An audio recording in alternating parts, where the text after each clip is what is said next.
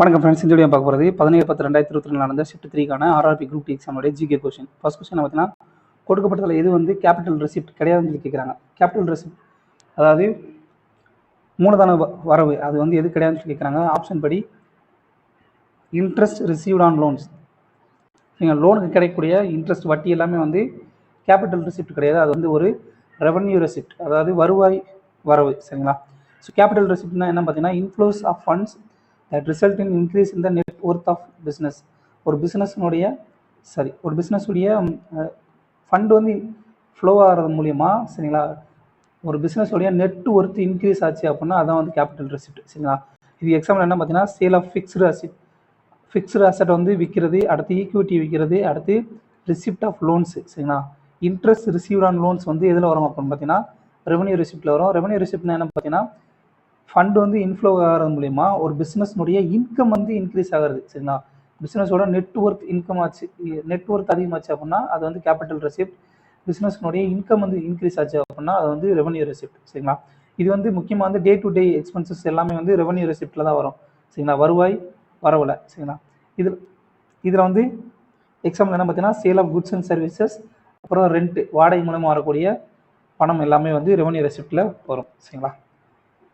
அடுத்த கொஸ்டின் பார்த்தீங்கன்னா, which of the following states has the largest deposit of jet black granite. Jet black கிரானைட்ன்ற வகையுடைய granite வந்து அதிகமாக இருக்கக்கூடிய மாநிலம் எது பார்த்தீங்கன்னா இந்தியாவில் வந்து கர்நாடகா தான் கரெக்டான ஆன்சர். அடுத்து பிரசிடென்ட் வந்து இந்த கொஸ்டினோட சிம்பிளாக சொல்லணும்னா, பிரசிடென்ட் வந்து மக்களவைக்கு வந்து மொத்தம் எத்தனை பேரை வந்து நாமினேட் பண்ண முடியுன்றதான் கேள்வி. எத்தனை ஆங்கிலோ இந்தியன்ஸ், சரிங்களா, ஆங்கிலோ இந்தியன் கம்யூனிட்டி வந்து நாமினேட் பண்ண முடியும் பார்த்தீங்கன்னா மொத்தம் 2 பேர். சரிங்களா? ஆனால் இது வந்து இப்போ வந்து 104வது அரசியலமைப்பு சட்ட திருத்தம் 2013 படி இது வந்து இப்போ வந்து நடைமுறையில் இல்லை. இது வந்து ஒழிச்சிட்டாங்க. சரிங்களா? இது வந்து முடிஞ்சிருச்சு 104வது அரசியலமைப்பு சட்ட திருத்தம் படியா. சரிங்களா? பிரசிடென்ட் வந்து இப்போ வந்து 543 + 2ன்னு சொல்லியிருக்கோமா, 543 பேர் வந்து இந்திய பாராளுமன்றத்தினுடைய மக்களவைக்கு வந்து தேர்ந்தெடுக்கப்படுவாங்க. அடுத்து 2 பேர் வந்து பிரசிடென்டால ஆங்கிலோ இந்தியன் கம்யூனிட்டி வந்து நியமிக்கப்படுவாங்க. சரிங்களா? ஆனால் இப்போ வந்து இந்த 2 பேர் வந்து நியமிக்கப்பட மாட்டாங்க. மொத்தம் வந்து 543 பேர் மட்டும்தான் தேர்ந்தெடுக்கப்படுவாங்க மக்களால். சரிங்களா? ஸோ அடுத்து village and small scale industries committee passed in 1955 which noted the possibility of using small scale industries for promoting rural development is also known as. சரிங்களா? அதாவது சிறிய வகை தொழிற்சாலைகளை வந்து உருவாக்குறதுக்காக கொண்டு வரப்பட்ட கமிட்டி என்ன கமிட்டி அப்படின்னு பார்த்தீங்கன்னா கார்வே கமிட்டி தான். இது வந்து 1955 கொண்டு வரப்பட்டது. ரூரல் டெவலப்மெண்ட், அதாவது கிராமப்புற வளர்ச்சிக்காக கொண்டு வரப்பட்டது தான். அடுத்து கோத்தாரி கமிஷன் வந்து எது சம்மந்தமாக கொண்டு வரப்பட்டதுன்னு பார்த்தீங்கன்னா நேஷனல் எஜுகேஷன் கமிஷன். சரிங்களா? கோத்தாரி கமிஷன் வந்து எது பார்த்தீங்கன்னா தேசிய கல்விக் கொள்கை கமிஷன் எது பார்த்தீங்கன்னா கோத்தாரி கமிஷன் தான். அடுத்து which one of the following is not part of the local government. சரிங்களா? கொடுக்கப்பட்டது எது வந்து உள்ளாட்சி அமைப்புகள் இல்லைன்னு சொல்லி கேட்குறாங்க. ஆன்சர் எதுன்னு பார்த்தீங்கன்னா டெவலப்மெண்ட் அத்தாரிட்டி தான். மற்றபடி கிராம பஞ்சாயத்து, ஜில்லா பரிஷத்து, நகர்பாலிகா இது 3 வந்து லோக்கல் கவர்மெண்ட் உள்ளாட்சி அமைப்பில் வந்து ஒரு அங்கங்கள், மற்றும் டெவலப்மெண்ட் அத்தாரிட்டின்றது அங்கம் கிடையாது. சரிங்களா? இப்போ அசோக் மேத்தா கமிட்டி, சரிங்களா, உள்ளாட்சி அமைப்புகளை பற்றி பஞ்சாயத்து ராஜில் வந்து அசோக் மேத்தா கமிட்டி வந்து 3 டயர் பஞ்சாயத்து ராஜ் சிஸ்டத்தை வந்து கொண்டு வந்தாங்க. சரிங்களா? 3 அடுக்கு பஞ்சாயத்து ராஜ் சிஸ்டத்தை கொண்டு வந்தாங்க. அதுபடி கிராம பஞ்சாயத்து இருக்குல்ல கீழ்மட்டத்தில், அடுத்து ஜில்லா பரிஷத் பிளாக் லெவலில், அடுத்து நகர்பாலிகான்றது வந்து இது நம்ம நகர்பாலிகா அப்படின்னா நம்ம நகர்ப்புற உள்ளாட்சி அமைப்பு. சரிங்களா? ஜில்லா பரிஷத் வந்து மாவட்ட ஊராட்சி அமைப்பு, கிராம பஞ்சாயத்து, அடுத்து வந்து 2வது வந்து பஞ்சாயத்து ராஜ். இந்த 3 டயர் சிஸ்டத்தில் எது பார்த்தீங்கன்னா பஞ்சாயத்து வில்லேஜ் லெவலில் வந்து பஞ்சாயத்துகள், அதுக்கடுத்து வந்து பிளாக் லெவலில் இருக்கக்கூடிய பஞ்சாயத்து சமிதி, அதாவது வட்டார அளவிலான வட்டார ஊராட்சி அமைப்பு, அடுத்து வந்து டிஸ்ட்ரிக்ட் லெவலில் வந்து ஜில்லா பரிஷத். இது வந்து சிம்பிளாக சொன்னோம்னா இது வந்து மெம்பர், நம்ம ஊரில் வந்து மெம்பர் எடுப்பாங்க இல்லையா, பஞ்சாயத்து மெம்பர். சரிங்களா? அவங்கள தேர்ந்தெடுக்கக்கூடிய ஒரு எலெக்ஷன் அமைப்பு. அடுத்து பிளாக் லெவலில் வந்து 5000 ஓட்டு சொல்லுவோம் தெரியுமா, 5000 ஓட்டு, 5000 பிரதிநிதிக்கு ஒருத்தர் வந்து தேர்ந்தெடுப்பாங்க. இந்த டிஸ்ட்ரிக்ட் லெவலில் வந்து 50000 ஓட்டுன்னு சொல்லி சொல்லுவாங்க. 50,000 பேத்துக்கு ஒரு பிரதிநிதி வந்து இருப்பாங்க. சரிங்களா? மக்களால் தேர்ந்தெடுக்கப்படுவாங்க. அடுத்து dash is skill programme training programme launched by Microsoft collaboration. 2021 கேட்கப்பட்ட கரண்ட் அஃபேர்ஸ் கொஸ்டின். அதெல்லாம் வந்து வராது. சரிங்களா? Ministry of labour and employment of India in September 2022 Microsoft நிறுவனத்தோட சேர்ந்து தேசிய, சரிங்களா, ministry of labour and employment தேசிய வேலைவாய்ப்பு அமைச்சகம் வந்து கொண்டு வந்த திட்டம் எதுன்னு பார்த்தீங்கன்னா ஸ்கில் ப்ரோக்ராம் ட்ரைனிங் ப்ரோக்ராம் எது பார்த்தீங்கன்னா டிஜி சக்சம்ன்றதான் கரெக்டான ஆன்சர். அடுத்து in which state from the following we can see a local wind Lu in summer season from the following. சரிங்களா, லூன்றது இந்தியாவில் வீசக்கூடிய ஒரு லோக்கல் வெண்டு. சரிங்களா, லோக்கல் வெண்டு. இது வந்து இந்த வகையான காற்று வந்து லூ வந்து எந்த ஸ்டேட்ல வந்து ஃப்ளோ ஆகும் பார்த்தீங்கன்னா ராஜஸ்தானில் தான் பெரும்பாலும் வந்து ஃப்ளோ ஆகும். இது வந்து ஏப்ரல் அப்புறம் ஜூனில் வந்து இது வந்து வீசக்கூடியது. சரிங்களா, அடுத்ததா Vaisakhi festival in India marks the birth of Khalsa Panth under Guru Gobind Singh the டேஸ் Guru of Sikhs in the year 1699. 1699 Khalsa பந்த்ன்ற அமைப்பை வந்து உருவாக்குனாங்க. யார் உருவாக்குனாங்கன்றது பார்த்தீங்கன்னா குரு கோபிந்த் சிங். அவர் வந்து எத்தனையாவது சீக்கி குரு பார்த்தீங்கன்னா 10வது சீக்கி குரு தான் வந்து இந்த குரு கோபிந்த் சிங் அவர்கள். இது வந்து எப்போ உருவாக்கப்படுதுன்னா பைசாகி திருவிழா வந்து கொண்டாடும் போது வந்து உருவாக்கப்பட்டது. குரு கோபிந்த் சிங் தான் கால்சா அமைப்பை வந்து உருவாக்கிவார். இது வந்து இந்த பைசாகி கால்சா பந்த் வந்து எப்போ உருவாக்கப்படுதுன்னா டியூரிங் வைசாகி அல்லது பைசாகி ஃபெஸ்டிவல் அப்போ உருவாக்கப்பட்டது. சரிங்களா, 1699. அடுத்து what does parganas refer to? Parganas are பர்க்ன்றது எதை குறிக்கும் அப்படின்னு பார்த்தீங்கன்னா சாண்டியூன், அதாவது மணல் குன்றுகள். பாலைவனத்தில் இருக்கக்கூடிய மணல் குன்றுகள் வந்து குறிப்பிடும். இது வந்து அந்த மணல் குன்றுகள் வந்து பிறை வடிவத்தில் வந்து இருக்கும். சரிங்களா, கிரசன்ட் ஷேப். அடுத்து which canal brought considerable greenery to Rajasthan? Rajasthan வந்து பசுமையை கொண்டு வரக்கூடிய நீர் கால்வாய் அமைப்பு எதுன்னு பார்த்தீங்கன்னா நீரை கொண்டு வரக்கூடிய நீர் கால்வாய் அமைப்பு எதுன்னு பார்த்தீங்கன்னா இந்திரா காந்தி கேனல். இந்திரா காந்தி கால்வாய் திட்டம் தான். இது வந்து எப்போ தொடங்கப்பட்டதுன்னா 1983 தொடங்கப்பட்டது. இந்த ப்ராஜெக்ட் 2020 வந்து முடிக்கப்பட்டது. சரிங்களா, இது வந்து எந்த ஆற்றில் வந்து நதியை வந்து ராஜஸ்தான் கொண்டு வரும் பார்த்தீங்கன்னா ராஜஸ்தான் பாலைவனத்துக்கு வந்து சட்லஜ் ஆற்றில் வந்து நீரை கொண்டு வரும். அடுத்ததான் அண்டர் த ஸ்கீம் ஆஃப், அதாவது இந்த கொஸ்டினுடைய ஷார்டஸ்ட் ஃபார்ம் என்ன பார்த்தீங்கன்னா இந்தியாவுடைய central institute of Indian languages. இந்திய மொழிகளுக்கான மைய நிறுவனம் வந்து இந்தியாவில் வந்து எத்தனை மக்களுக்கு கீழே, சரிங்களா, less then how many people, சரி, எத்தனை மக்களுக்கு கீழே வந்து ஒருத்தவங்க வந்து ஒரு மொழியை பேசினாங்க அப்படின்னா அது வந்து என்டேஞ்சர் லாங்குவேஜ் சொல்லி அறிவிக்கிறாங்க. பார்த்தீங்கன்னா அதாவது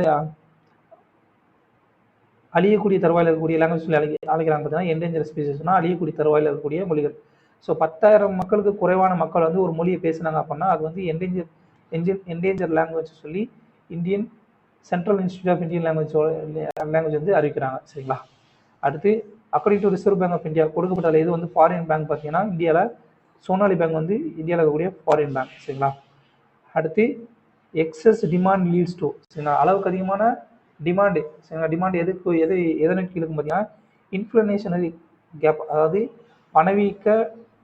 பணவீக்கத்துக்கு இடையே இருக்கக்கூடிய அந்த இடைவெளி வந்து அதிகமாகும். சரிங்களா, எக்ஸஸ் டிமாண்ட். சரிங்களா, டிமாண்ட் அதிகமாகும் போதில் பொருளோட மதிப்பு வந்து ஏறிக்கிட்டே போகும். சரிங்களா, பணத்தோட மதிப்பு வந்து குறைஞ்சிட்டே போகும். சரிங்களா, அதிக அளவு பணம் வந்து குறைந்த அளவு பொருட்களை வந்து துறக்கும். சரிங்களா, அதான் இன்ஃப்ளேஷன். ஸோ ஆப்ஷன் 1 மட்டும்தான் கரெக்டான ஆன்சர். அடுத்து biodegradable plastics are the new industry for export as well as marketing. சரிங்களா, பயோடிகிரேடபிள் பிளாஸ்டிக் அது வந்து இண்டஸ்ட்ரியிலுடைய ஒரு எக்ஸ்போர்ட் மற்றும் மார்க்கெட்டிங்குரிய புதிய துறை. சரிங்களா, some advantages of these plastics are mention below, which option is not advantage? அதாவது பயோடிகிரேடபிள் பிளாஸ்டிக்கில் வந்து நிறைய அட்வான்டேஜஸ் இருக்குது. அதில் வந்து எது கிடையாதுன்னு சொல்லி கேட்குறாங்க. இது வந்து ஈஸி டு ரீசைக்கிள். ஆமாம், இது வந்து ஈஸியாக வந்து ரீசைக்கிள் பண்ண முடியும். சரிங்களா, லெஸ் க்ரீன் ஹவுஸ் எமிஷன். இந்த பிளாஸ்டிக்னால மிகச்சிறிய அளவிலே வந்து பசுமை இல்ல வாயுக்கள் வந்து வெளியிடப்படுது. அடுத்து consume less energy for manufacture. இது உற்பத்தி பண்ணுறதுக்கு குறைந்த அளவு ஆற்றல் தான் தேவைப்படுது. ஆனால் இட் கேனாட் பி கம்போஸ்ட், அதாவது அதை வந்து மக்க செய்ய முடியாதுன்ற வார்த்தை வந்து தப்பு.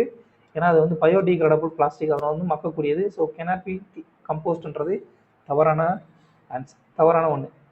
அடுத்ததாக இது வந்து கரண்ட் அஃபேர்ஸ் கொஸ்டின்ப்பா, இது தேவையில்லை. அடுத்து யஜுர்வேதா டீல்ஸ் வித், யஜுர்வேதா வந்து எதோட குறிப்பிடக்கூடியதுன்னா த ரிச்சுவல்ஸ் ஆஃப் யக்னா. யஜுர்வேதா வந்து எதோட சம்மந்தப்பட்டதுன்னா ரிச்சுவல்ஸ் ஆஃப் யாக்னா, அதாவது நாலேஜ் ஆஃப் சாக்ரிஃபைஸ். அதுதான் கரெக்டான ஆன்சர். அதாவது பலியிடுதல் இருக்கு இல்லையா, பலியிடுதல் அதை பற்றி குறிப்பிடக்கூடியது தான் வந்து யஜுர்வேதா. சாமவேதா வந்து எதை பற்றி குறிப்பிடக்கூடியதுன்னா புக் ஆஃப் சாங், இசையை பற்றி குறிப்பிடக்கூடியது சாமவேதா. சரிங்களா, அடுத்து அதர்வ வேதா வந்து எதை பற்றி குறிப்பிடணும்னா இல்னஸ்ஸு, அப்புறம் பிளாக் நோய்கள், அப்புறம் கருப்பு மந்திரம் இருக்கு இல்லையா, மாந்திரிகம், அதை பற்றி குறிப்பிடக்கூடியது தான் இந்த அதர்வ வேதா. அடுத்து ரிக்வேதா, ஓல்டஸ்ட் வேதா. சரிங்களா, மிக பழமையான வேதங்களில் மிக பழமையான வேதம். அது வந்து எது பார்த்தீங்கன்னா 1024 பாடல்கள் வந்து இதில் இருக்குது. 1024 ஹைமன்ஸ் இருக்குது. அடுத்து as on August 2022 the Pradhan Mantri Sturm யோகி மந்தன் யோஜனா சரிங்களா. Pradhan Mantri Sturm Yogi Manthan Yojana is voluntary தப்பாக வச்சுருக்காங்க.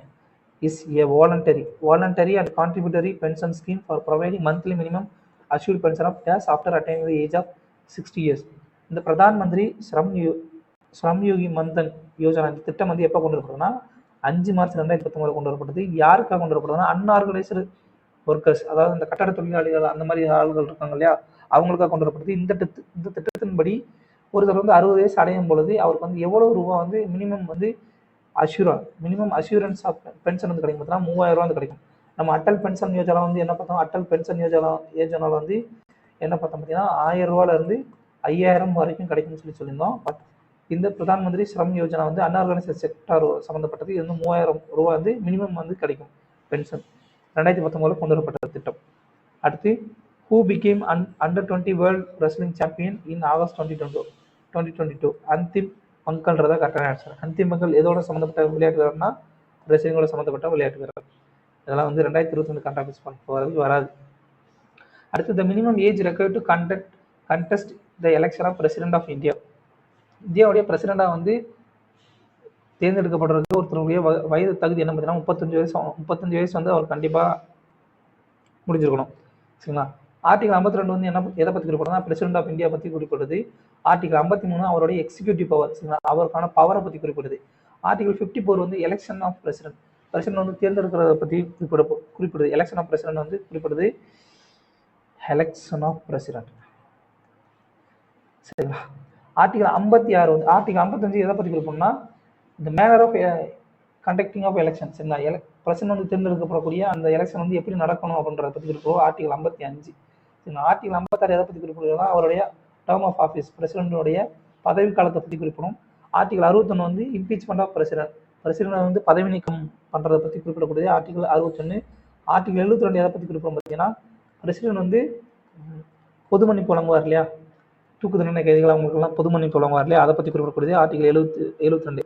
ஆர்டிகல் 123 வந்து அவர் வந்து அவசர காலத்தில் சரிங்களா, அதாவது அவசர கால சட்டம் கொண்டு வருவாங்க இல்லையா, அவசர சட்டம் கொண்டு வரதெல்லாம் அவருடைய ஆர்டிகல் 123 இருக்குது. ஆர்டிகல் 143 வந்து சுப்ரீம் கோர்ட்டை வந்து கன்சிடர் பண்ண முடியும் சரிங்களா. ஏதாவது ஒரு கேஸில் வந்து அவருக்கு வந்து சந்தேகம் இருந்தது அப்படின்னா சுப்ரீம் கோர்ட்டை வந்து கன்சிடர் பண்ண முடியும். அது வந்து ஆர்டிகல் 143 சரிங்களா.